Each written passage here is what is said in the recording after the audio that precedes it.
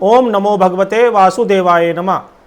दोस्तों, आज के इस वीडियो में हम again Nifty index, bank Nifty index और बाकी सब मार्केट के बारे में बात करेंगे। जिस तरीके का सिनेरियो ग्लोबल मार्केट के चलते फ्राइडे के दिन हमें देखने को मिला और फ्राइडे के दिन मार्केट के अंदर हमको एक सेल ऑफ देखने को मिला, जिसके अंदर बाजार काफ़ी दिनों से अपसाइड का मूवमेंट ले रहा था, मगर उसके बावजूद भी फ्राइडे के अंदर काफ़ी गिर के हमारे यहाँ के बाज़ार बंद हुए। तो उसके अंदर क्या क्या कारण रहे और आगे के दिनों में हमें बाज़ार किस तरीके के देखने को मिल सकते हैं, इन्हीं चीज़ पर आज के इस वीडियो में हम चर्चा करने वाले हैं। तो सबसे पहले आप जो ये चार्ट देख रहे हैं, ये निफ्टी 50 का चार्ट है और निफ्टी 50 का ये एक दिन का चार्ट है। और इसमें आप देखेंगे यहाँ पे ये फ्राइडे की जो कैंडल है ये आपको यहाँ पे दिखाई दे रही होगी, जिसके अंदर इसने जो हाई लगाया वो 22,700 समथिंग का और जो लो लगाया 22,510 का, जिसके अंदर कुछ कारण हैं जिसकी वजह से ये बाजार यहाँ पे डाउन हुआ। और यहाँ पे मंडे को भी ये चीज़ जो है डाउन की आपको कंटिन्यू देखने को मिल सकती है। तो इसके अंदर क्या क्या कारण रहे वो मैं आपको इस चार्ट के ऊपर प्राइस एक्शन के थ्रू और कुछ बारीक पॉइंट के थ्रू भी आपको डिस्कस करके बताऊंगा। कि आप यहाँ पे देख रहे हैं, ये सबसे पहले डेली चार्ट के ऊपर यहाँ पे मैं एक चैनल ड्रॉ कर रहा हूँ आपके सामने। ये एक चैनल मैंने यहाँ पे ड्रॉ किया, यहाँ पे ये वाइट कलर के ट्रेंड लाइन से। आप यहाँ पे बारीक पॉइंट देखिएगा। अगर हम प्राइस एक्शन को बारीक तरीके से देखें तो वो हमें चलते हुए बाजार में भी, यानी तेजी के बाजार में भी बताता है कि कहीं ना कहीं बाजार के यहाँ पे डाउन होने के चांसेस बन सकते हैं। तो वो हमको धीरे धीरे चार्ट के ऊपर दिखाई देने लगते हैं। तो आप यहाँ पे देखेंगे डेली चार्ट पे मैंने यहाँ पे एक चैनल बनाया, जिसके अंदर यहाँ पे मैंने ऊपर के रेटों में एक ट्रेंड लाइन मैंने यहाँ पे ड्रॉ करी, जो कि इसको 3 पॉइंट से जोड़ती है। आप यहाँ पे देखेंगे और यहाँ पे इसने इस ट्रेंड लाइन को थर्सडे के दिन रेस्पेक्ट भी किया और जिसके चलते आपको यहाँ पे इसके अंदर एक रेजिस्टेंस का सामना निफ्टी को करना पड़ा। और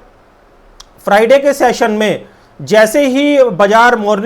जब मॉर्निंग में गैप डाउन हुआ तो उसके कुछ कारण यहाँ पे बन रहे थे। एक तो ये चैनल का रेजिस्टेंस यहाँ पे बाजार ले रहा था और कुछ दिनों से बाजार वीकली टाइम फ्रेम और डेली टाइम फ्रेम पे आरएसआई के अंदर नेगेटिव डाइवर्जेंस भी, मल्टीपल डाइवर्जेंस यहाँ पे शो कर रहा था। हालांकि मैं आरएसआई को जो है देखना पसंद नहीं करता हूँ या मैं किसी भी इंडिकेटर को आसानी से नहीं देखता हूँ, मगर जब प्राइस के अंदर इस तरीके की सिचुएशन देखने को मिलती है तब मैं ज़्यादातर आरएसआई का यूज़ करता हूँ। तो उसके थ्रू भी मैं आपको यहाँ पे एक्सप्लेन करके बताऊंगा। मगर सबसे पहले मैं आपको डेली चार्ट के ऊपर मैंने यहाँ पे एक चैनल बनाया, जिसके अंदर आपको साफ दिख रहा होगा कि निफ्टी ने चैनल के ऊपरी स्तर यानी रेजिस्टेंस को यहाँ पे रेस्पेक्ट दिया, जिसकी वजह से हमको ये सेलिंग फ्राइडे के अंदर देखने को मिली। अब इसी चार्ट को अगर मैं आरएसआई के थ्रू आपको दिखाऊं तो आप देखिए यहाँ पे आरएसआई के अंदर मैं ये जो डाइवर्जेंस है यहाँ पे आपको दिखाऊंगा।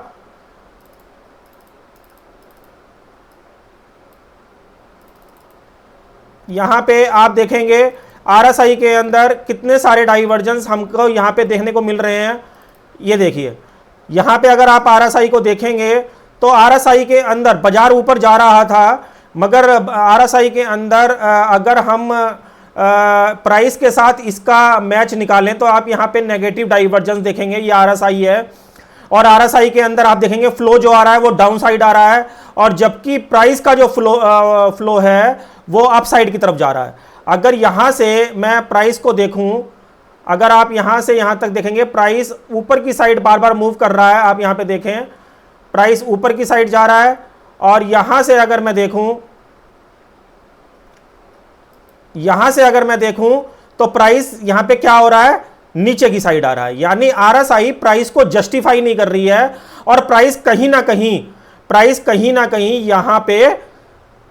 प्राइस कहीं ना कहीं यहाँ पे RSI से मैच नहीं कर रहा है, जिसकी वजह से हमको ये 1 घंटे के चार्ट पे मल्टीपल डाइवर्जेंस RSI के अंदर और यहाँ पे 1 घंटे के चार्ट के अंदर अगर मैं आपको दिखाऊं, क्योंकि यहाँ पे ये सॉफ्टवेयर की कमी होती है, जो प्राइस एक्शन हमको सही तरीके से दिखाई नहीं देता है। तो यहाँ पे मैं investing.com पे आपका investing.com के ऊपर लेके आया हूँ और यहाँ पे आपको 1 घंटे का चार्ट निफ्टी का दिखाऊंगा। तो आपको यहाँ पे दिखेगा कि निफ्टी के अंदर थर्सडे को जो सेलिंग हमको देखने को मिली, तो उसके अंदर एक शूटिंग स्टार कैंडल का फॉर्मेशन यहाँ पे हुआ। आप यहाँ पे देखेंगे शूटिंग स्टार कैंडल का फॉर्मेशन जैसे ही हुआ तो ये एक कैंडल फॉर्मेशन माना जाता है, जो कि बिल्कुल हाई रेट पे हमको निफ्टी के अंदर देखने को मिला। और यहाँ पे आप देख रहे हैं ये 1 घंटे का चार्ट है और ये शूटिंग स्टार का जब पैटर्न यहाँ पे फॉलो हुआ और मंडे में जैसे ही बाजार ओपन हुए, तो मंडे में बाजार ओपन आप देखेंगे बिल्कुल ठीक इसके नीचे हुए। यहाँ पे बाजार ओपन हुआ और बाजार के अंदर यहीं से आप देखेंगे कि इसको बाजार एज ए रेजिस्टेंस यहाँ पे फ्राइडे के दिन यहाँ पे इसको लेने लगा, क्योंकि जो ये शूटिंग स्टार का सपोर्ट था, यानी शूटिंग स्टार का जो लो था, तो फ्राइडे के सेशन में बाजार इसको एज ए रेजिस्टेंस यहाँ पे फॉलो करने लगा और यहाँ पे शूटिंग स्टार के बाद हमको ये सेल ऑफ देखने को मिला। आप यहाँ पे देखेंगे कि जैसे ही ये शूटिंग स्टार कैंडल 1 आवर के चार्ट पर फ्राइडे के सेशन में बनी, लगभग 3 बजे से लेकर 3:30 बजे के बीच में, उसका फॉलोअप जैसे ही गैप डाउन हुआ तो बाजार ने यहाँ पे हमको बेरिश एंगल्फिंग का भी फॉर्मेशन फ्राइडे के मॉर्निंग सेशन में हमको दिया, जिसकी वजह से आपको ये काफ़ी लंबा मंदा बाजार के अंदर देखने को मिला। अभी आने वाले दिनों में बाजार किस तरीके का रह सकता है वो मैं आपको एक्सप्लेन करूंगा। यहाँ पे ये मैंने आपको बताया कि ये फॉर्मेशन क्यों बने बाजार के अंदर, क्या कारण बाजार के अंदर जो चलता चलता बाजार नेगेटिव में बदल गया, वो मैंने आपको यहाँ पे एक्सप्लेन करने की कोशिश करी है। तो आप यहाँ पे देखेंगे कि बाजार चैनल के पहले अंदर चल रहा था, अब चैनल से बाहर आके काम कर रहा है, यानी यहाँ पे बाजार कहीं ना कहीं नेगेटिव हो चुका है और 22,519 के लेवल पे कहीं ना कहीं बंद हुआ है। अब बाजार के अंदर हमको देखना क्या है कि बाजार आगे कहां तक जा सकता है। तो जिस तरीके से बाजार का पैटर्न बंद हुआ है, उसमें कहीं ना कहीं बाजार ने, हमको ऐसा लगता है कि जो है ब्रेकआउट फेल किया है। क्योंकि ब्रेकआउट फेल आपको कैसे पता लग रहा है कि आप यहां पे देख रहे हैं कि लास्ट जो रेजिस्टेंस था बाजार का यहां पे था, यह बाजार का लास्ट यहां पे क्या था, यहां पे बाजार का लास्ट रेजिस्टेंस था और जिसको बाजार ने यहां पे कहीं ना कहीं फेल कर दिया। आप यहां पे देखेंगे क्या हुआ, बाजार ने इसको ब्रेकआउट दिया, बाजार ने इस वाली लाइन को यहां पे ब्रेकआउट दिया और ब्रेकआउट देने के बाद अगर आप इसको डेली चार्ट पे लेके जाएंगे इसी ब्रेकआउट को, तो ब्रेकआउट देने के बाद यहां पे कोई फॉलोअप नहीं था। आप यहां पे देखेंगे जब प्राइस ने अपने हाई रेट को यानी रेजिस्टेंस को जब यहां पे ब्रेकआउट दिया, यानी ब्रेकआउट कौन सी कैंडल ने दिया, इस वाली कैंडल ने दिया। तो ब्रेकआउट देने के बाद यहां पे जस्ट कोई फॉलोअप कैंडल नहीं थी, जैसे ही फॉलोअप कैंडल आई यहां पे हमको सेलिंग देखने को मिली और बाजार ने अगले दिन ही इस वाले जो है सब रेजिस्टेंस को यहां पे अगेन फेल कर दिया, यानी जिसे हम बोलते हैं ब्रेकआउट फेलियर। ब्रेकआउट फेलियर दोस्तों, जब भी ब्रेकआउट फेलियर होगा वो नीचे की साइड, ऐसा माना जाता है कि जब बाजार ब्रेकआउट फेलियर करके नीचे की साइड जब चलेगा तो उसके अंदर हमको काफी तेज डाउनसाइड देखने को मिलेगा। तो ये अब मंडे के दिन हमें देखने को मिलेगा कि मंडे के दिन बाजार कैसा ओपन हुआ और उसके बाद बाजार कहां तक चला गया। अभी फिलहाल हम ये समझ सकते हैं कि बाजार ऐसा जैसा देखने को मिल रहा है कि यहां पे कहीं ना कहीं ब्रेकआउट फेल हुआ है, तो कहीं ना कहीं बाजार खराब हो गया है और उसका फॉलोअप यदि मंडे में मिल गया, यानी फॉलोअप का मतलब कि इस वाली कैंडल का फॉलोअप, अगर ये मंदा बंद हुआ है कैंडल और इसकी यहाँ पे एक मंदी कैंडल और बन गई, तो ये बाजार पूरी तरीके से आप ये समझ लीजिए काफ़ी शॉर्ट टर्म के लिए, ज़्यादा लंबे समय के लिए नहीं बोलूँगा मैं, 1 दिन के लिए या 2 दिन के लिए या 3 दिन के लिए खराब हो जाएगा और काफ़ी नीचे के लेवल हमको देखने को मिल सकते हैं। तो वो लेवल हमको, जिसके अंदर बाजार जिस लेवल से चला था, बाजार अभी फिलहाल 21,700 से ये वाला लेवल बाजार में ऊपर को देखने को मिला। तो जो फिबोनाची रिट्रेसमेंट के हिसाब से जो गोल्डन रेशो माना जाता है वो माना जाता है 0.18। तो जो 0.8 का जो रेशो आ रहा है वो ये वाला आ रहा है, यानी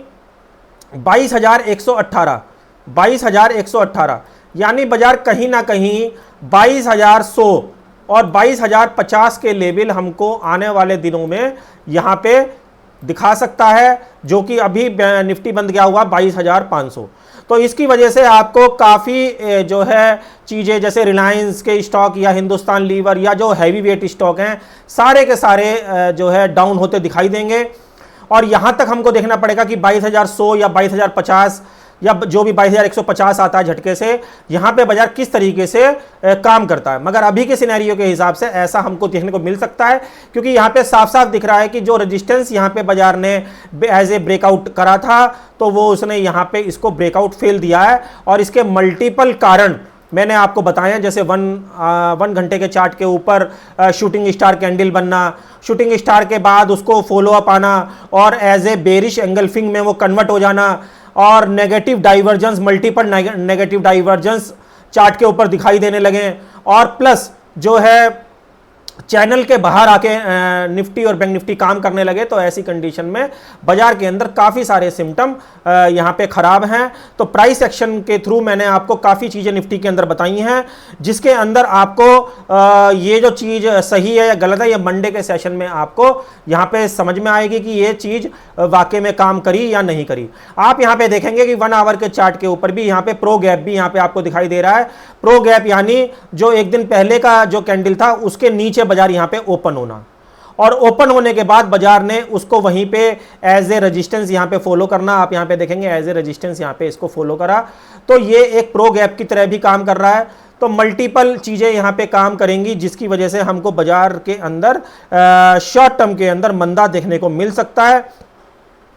आप ये समझ के चलें, यहाँ पे मैंने मैक्सिमम चीज़ें डाउन साइड की क्या क्या चीज़ें हैपनिंग हो रही हैं वो मैंने समझने की कोशिश करी हैं, और प्राइस एक्शन के थ्रू वही चीज़ें मैंने आपको यहाँ हमको देखने को मिल सकता है। तो ये निफ्टी का चार्ट था, और अब हम बैंक निफ्टी के चार्ट के ऊपर चलते हैं। ये बैंक निफ्टी का चार्ट है, और बैंक निफ्टी के अंदर भी सेम चीज़ यहाँ पे आपको देखने को मिलेगी कि बैंक निफ्टी के अंदर भी यहाँ पे हमको एक लास्ट जो रेजिस्टेंस था वो था 48,600 का। तो 48,600 को भी बाजार ने यहाँ पे एज ए ब्रेकआउट यहाँ पे दिया था इसको, मगर ब्रेकआउट देने के बाद जैसा मैं बोलता हूँ एक फॉलोअप कैंडल आना चाहिए, तो यहाँ पे फॉलोअप कैंडल नहीं था, और तुरंत ही बाजार ने, अगर आप आवरली चार्ट पे देखेंगे तो आवरली चार्ट के ऊपर बाजार के अंदर साइडवेज कैंडल या डोजी टाइप के कैंडल यहाँ पे बनने लगे थे। ये देखिए ब्रेकआउट की वाली कैंडल है ये, और उसके तुरंत बाद जो है डोजी जैसे कैंडल यहाँ पे हमको दिखाई देने लगे थे। तो डोजी जैसे कैंडल के अंदर क्या होता है कि अगर सस्टेन होता है तो बाजार के अंदर कुछ इस तरीके के कैंडल बनते हैं, ब्रेकआउट, अगर वो रियल ब्रेकआउट होता है। मगर ऐसे कैंडल ना बन के बाजार के अंदर डोजी जैसे कैंडल बनने लगे, तो वो कहीं ना कहीं इस वाले ब्रेकआउट को जस्टिफाई नहीं कर पा रहे थे। तो जब जस्टिफाई नहीं कर पा रहे थे, तो ऐसी कंडीशन में प्राइस ब्रेकआउट के ऊपर ज्यादा दिन या ज्यादा समय रुकना नहीं चाहिए। तो ठीक वैसे ही हुआ बाजार के अंदर। हमको देखिए यहाँ पे भी एक शूटिंग स्टार या डोजी जैसा कैंडल देखने को मिला मंडे की ओपनिंग में, और जब मंडे की ओपनिंग में ये शूटिंग स्टार जैसा कैंडल 1 घंटे के चार्ट के ऊपर फॉर्म हुआ, तो इसने कहीं ना कहीं मंदी को जस्टिफाई किया, और जिस मंदी के चलते बाजार 48,900 से 48,477 के लेवल पे आके बंद हुआ। यानी बाजार 500 पॉइंट ऊपर के रेटों से यहाँ पे निफ्टी के अंदर हमको सेल ऑफ देखने को मिला। तो ऐसी कंडीशन में यहाँ पे भी वही चीज़ें मैंने आपको जैसे बताई, निफ्टी के अंदर यहाँ पे भी मल्टीपल चीज़ें यहाँ पे फॉर्म हो रही थी। जैसे यहाँ पे भी एक चैनल यहाँ पे बन रहा था, इस चैनल का इसने ब्रेकआउट दिया, मगर ब्रेकआउट के बाद इसने तुरंत इसका फेलियर कर दिया। और ब्रेकआउट के बाद भी आप यहाँ पे देखेंगे, पहले ये इस चैनल के अंदर चल रहा था, मगर अगर आप इसे 1 आवर के चार्ट के ऊपर देखेंगे तो ये इस चैनल से बाहर आके काम कर रहा है, जिसकी वजह से ये जो है यहाँ पे कहीं ना कहीं जस्टिफाई हो रहा है कि ये प्राइस जो है रियल प्राइस है, और ये कहीं ना कहीं बाजार को नीचे लेके आ सकता है। और यहाँ पे टोटली जो सारा एरिया था ये ब्रेकआउट फेलियर का साइन था, जिसकी वजह से हमको ये सेल ऑफ फ्राइडे के सेशन में देखने को मिला। अभी जैसे ईरान और क्या नाम है इजराइल की खबर हमको देखने को मिली, ये सब दोस्तों चार्ट के ऊपर पहले ही फॉर्म हो जाता है। वो जो खबरें आई हैं वो तो खबरें आई रही थी, मगर यहाँ पे चार्ट भी कहीं ना कहीं इसको पहले ही जस्टिफाई कर रहा था। और अब जो नेक्स्ट सेशन में है, कहीं ना कहीं बाजार जो हमारे अब नेक्स्ट जो सपोर्ट है वो वहां तक कहीं ना कहीं बाजार आने की कोशिश करेगा। जो रियल जो मैं आपको बता रहा हूं, जो जस्टिफाई जो सपोर्ट हैं वो करीबन 47,200 यानी 47,200 के करीब बाजार यहां पे आने की कोशिश कर सकता है, जो कि अभी 48,500 के आसपास बैंक निफ्टी बंद हुआ है। जैसे मैंने निफ्टी के अंदर भी बताया आपको 400 450 पॉइंट का या 300 पॉइंट का सेल ऑफ हमको देखने को मिल सकता है निफ्टी के अंदर भी। वैसे ही बैंक निफ्टी के अंदर भी हमको 1000 से लेके 1500 पॉइंट का यहाँ पे सेल ऑफ देखने को मिल सकता है, क्योंकि जो अभी रियल जो अभी रेजिस्टेंस था पहले यहाँ पे 48,000 का, 48,100 का, तो पहले तो ये यहाँ पे इसको अगर फेल करता है, जो कि 48,000 का माना जाता है, तो 48,000 के बाद सीधा जो बैंक निफ्टी का जो लेवल है वो 47,200 का यहाँ पे जो ये रियल वाला, जिसके ऊपर बाजार काफी टाइम यहाँ पे नहीं चल पा रहा था। आप यहाँ पे देखें मल्टीपल रेजिस्टेंस यहाँ पे इसको फेस कर रहा था, और इस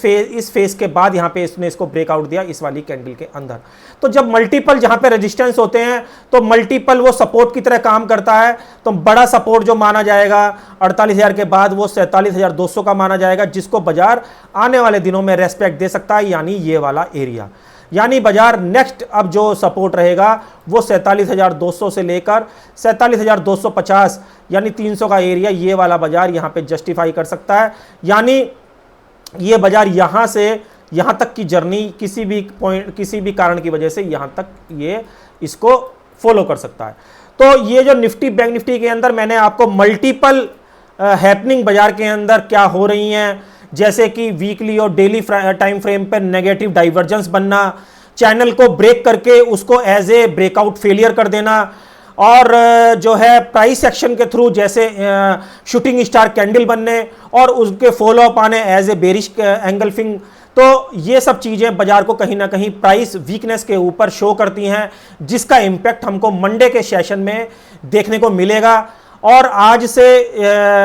यानी कल से 12 अप्रैल से यहाँ पे क्वार्टरली रिजल्ट भी आने शुरू हो गए हैं। तो सबसे पहले जो रिजल्ट शो हुआ है वो टीसीएस का शो हुआ है, तो टीसीएस का भी इंपैक्ट मंडे के सेशन में हमको देखने का मिलेगा, क्योंकि टीसीएस पहली कंपनी है जिसका रिजल्ट फ्राइडे में अनाउंस हुआ है, तो इसका इंपैक्ट हमको मंडे का देखने का मिलेगा। और अब ये जो है इस वाले वीक में और इस वाले मंथ में और अगले वाले मंथ में भी हमको अलग अलग कंपनी के रिजल्ट के चलते बाजार के अंदर काफी बड़े बड़े उतार चढ़ाव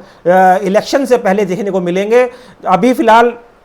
बाजार डाउन ट्रेंड के अंदर बंद हुआ है, तो मंडे इसका मतलब जो आने वाला वीक है वो कहीं ना कहीं हमको सेल और राइज और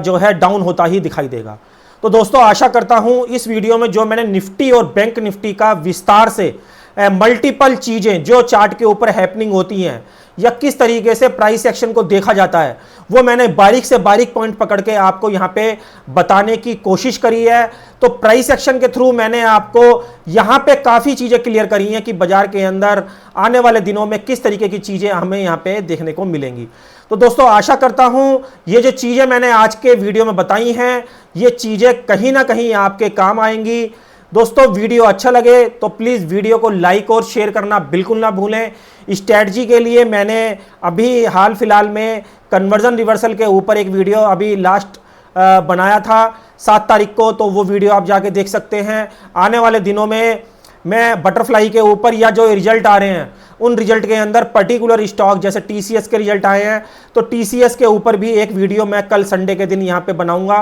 वो वीडियो भी आप जाके देख सकते हैं कि टीसीएस के रिजल्ट के बाद टीसीएस की कंपनी के शेयर के प्राइस में उतार या चढ़ाव में प्राइस कहां तक ऊपर में और कहां तक नीचे में जा सकता है, या उसके अंदर किस तरीके का मूवमेंट मंडे ट्यूसडे में देखने को मिल सकता है। और बटरफ्लाई के ऊपर भी एक वीडियो मैं बनाऊंगा जिसको आप जाके देख सकते हैं कि बटरफ्लाई के अंदर फास्ट मार्केट में या स्लो मार्केट में यानी साइडवेज मार्केट में और ज़्यादा वोलेटिलिटी वाले मार्केट में बटरफ्लाई की स्ट्रेटजी को किस तरीके से प्ले कर सकते हैं। तो दोस्तों अगर वीडियो अच्छा लगे तो वीडियो को प्लीज़ लाइक और शेयर करना बिल्कुल ना भूलें। ऐसे नॉलेजेबल वीडियो मैं आपके लिए आगे भी लेके आता रहूँगा और अगले वीडियो का इंतजार करें। और तब तक एक ही बात बोलें, ओम नमो भगवते वासुदेवाय नमः।